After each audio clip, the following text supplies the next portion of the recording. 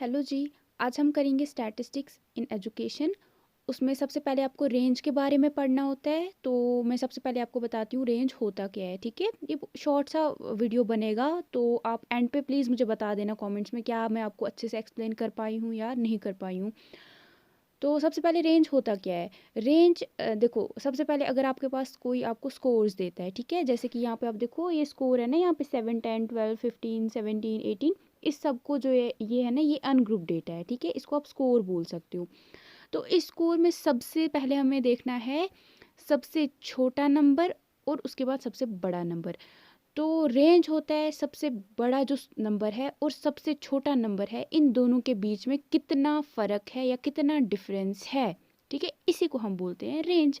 यानी इन दोनों के बीच में जब हम फ़र्क निकालते हैं तो वो हमारा रेंज बन जाता है। ठीक है, हो गया इतना, ये हमारा रेंज है। ठीक है, वहाँ पे हो सकता है आपको बोलेंगे डेफिनेशन लिखो, तो आपको ये डेफिनेशन लिख देनी है वहाँ पे।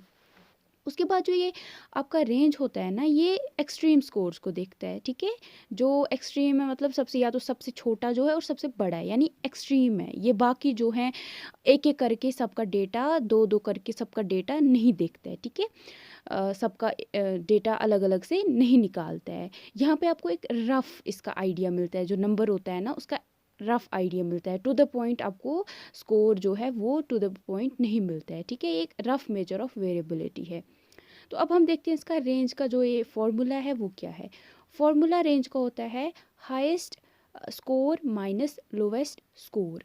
ठीक है, तो ये आपका फॉर्मूला है। ये आप अगर हो सके 5 से 10 बार आप कहीं पे लिखो, इससे आपको ये याद रहेगा। अगर आप इसको वीडियो देखोगे और उसके बाद इसको प्रैक्टिस नहीं करोगे, फिर मुझे नहीं लगता आप ये समझ पाओगे अच्छे से। ठीक है, ऐसे आपको लगेगा मुझे समझ आया, बट प्लीज़ प्लीज़ प्लीज़ आप 1-2 बार हो सके आप इसको नोट डाउन करो कहीं पे और इसको प्रैक्टिस करो। जितनी प्रैक्टिस करोगे ना, वो बोलते हैं ना प्रैक्टिस मेक्स मैन परफेक्ट, वही होता है, सच में होता है। अगर आप प्रैक्टिस करते रहोगे ना, उतने ज़्यादा परफेक्ट हो जाओगे कि उसी चीज़, किसी भी चीज़ में जिसमें आप प्रैक्टिस कर रहे हो।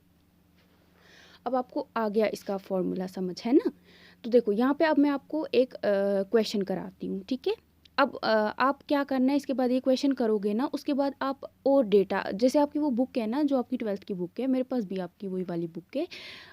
मुझे अभी नाम नहीं याद आ रहा है, सॉरी, बट क्या है नाम उसका, अब भी मुझे याद नहीं आ रहा है, बट मैं आपको फिर बताती हूँ। आप मुझे अगर आपको पता करना है वो कौन सी बुक है, हो सकता है सबके पास अलग अलग बुक होती है, मैं आपको नाम फिर बता दूँगी। ठीक है, अ, चलो जी, अब हम करते हैं ये क्वेश्चन यहाँ पे। ठीक है, ये आपको स्क्वायर ढूंढना है यहाँ पे अनग्रुप डेटा का। ठीक है, रेंज निकालनी है अनग्रुप डेटा की। ये जो यहाँ पे है ना, इसको हम जैसे एक लाइन में देखिए ना, ये वाला 7 to 25, इसको हम अनग्रुप डेटा बोलते हैं। ठीक है, ये ग्रुप में नहीं है, तो इसलिए हम इसको अनग्रुप डेटा बोलते हैं। तो देखो सबसे पहले आपको एक स्क्वायर दिया गया, सॉरी स्कोर दिया गया है। मैं बार बार कंफ्यूज हो रही हूँ स्क्वायर और स्कोर में, सॉरी उसके लिए।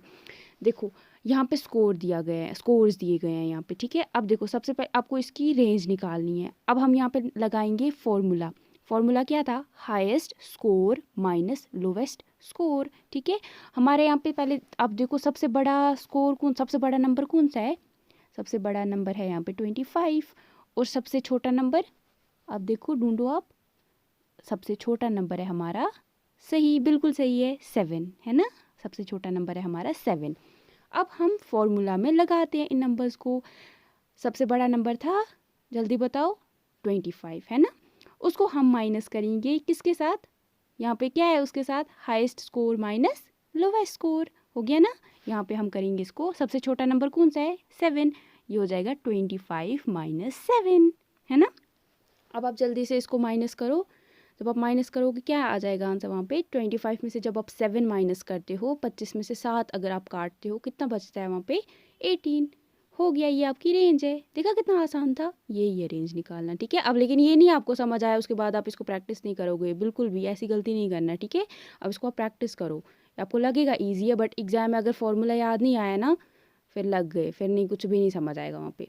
ठीक है, अब देखो, अब हमें यहाँ पे इसके साथ आपको कोएफिशिएंट भी निकालना पड़ता है। ठीक है, कोएफिशिएंट ऑफ रेंज, अब अगर आपको वहाँ पे निकालना पड़ा तो, अगर कोएफिशिएंट ऑफ रेंज निकालना है तो यहाँ पे आप इसका ये, इसकी डेफिनेशन जो होती है, relative measure corresponding to range. ठीक है, यही होता है इसमें। देखो यहाँ पे फॉर्मूला होता है कोएफिशिएंट ऑफ रेंज का, highest score minus lowest score. Divided by highest score plus lowest score. ठीक है, ये आपका फॉर्मूला है इसका। पहले रेंज का फॉर्मूला वो था, अब अगर कोएफिशिएंट निकालना है तो ये फॉर्मूला है। ठीक है, चलो जी अब हम काम पे लग जाते हैं। अब यहाँ पे हमें वो नंबर डालने हैं इस फॉर्मूला में, नंबर इस फॉर्मूला HSLS की जगह पे हमें असली नंबर डालने हैं। सबसे हाईएस्ट स्कोर क्या था 25, सबसे बड़ा नंबर 25, उसको माइनस करना है सबसे छोटे नंबर से। ठीक है, वो है 7। अब डिवाइडेड बाय, डिवाइड का वो लगाओ साइन यहाँ पे, उसके बाद आपको सबसे जो बड़ा नंबर है उसको प्लस करना है सबसे जो छोटा नंबर है उससे।